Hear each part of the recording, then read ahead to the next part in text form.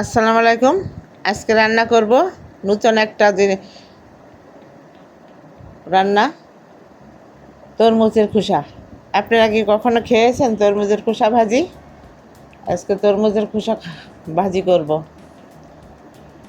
প্রথমে তরমুজগুলা কেটে নিয়েছি, উপরে সবুজ খোসাটা ফেলে দিয়ে কুচি করে নিয়েছি।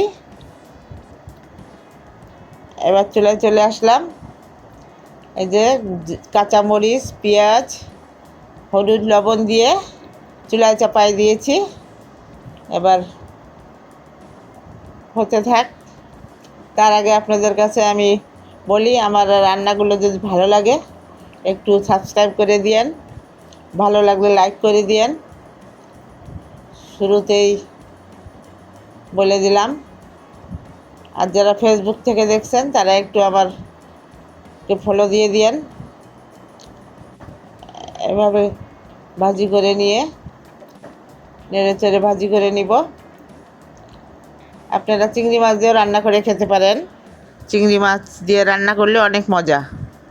আমিও চিংড়ি মাছ দিয়ে রান্না করি, কিন্তু আজকে ভাজি করে খাবো। অনেকেই খেয়েছে,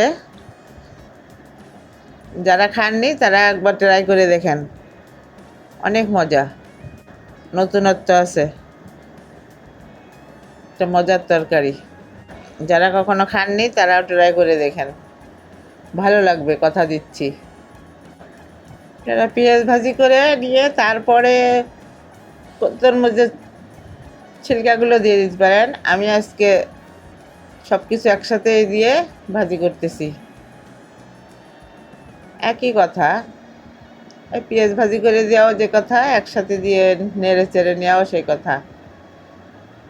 আপনাদের যেরকম ইচ্ছা সেরকম করতে পারেন। আমি সব রকমই করি, আজকে একটু তাড়াতাড়ি করে একসাথেই দিয়ে দিয়েছি। এই যে ভাজি করতে করতে এইভাবে শুকায় গেছে, সিদ্ধ হয়ে ভাজা ভাজা করে নিলাম। অনেকে একটু কাঁচা ভাজি পছন্দ করেন, তারা কাঁচা রাখতে পারেন আর একটু। আমি একটু বেশি শুকনা শুকনা কড়া কড়া করে খাই, আমার খুব ভালো লাগে।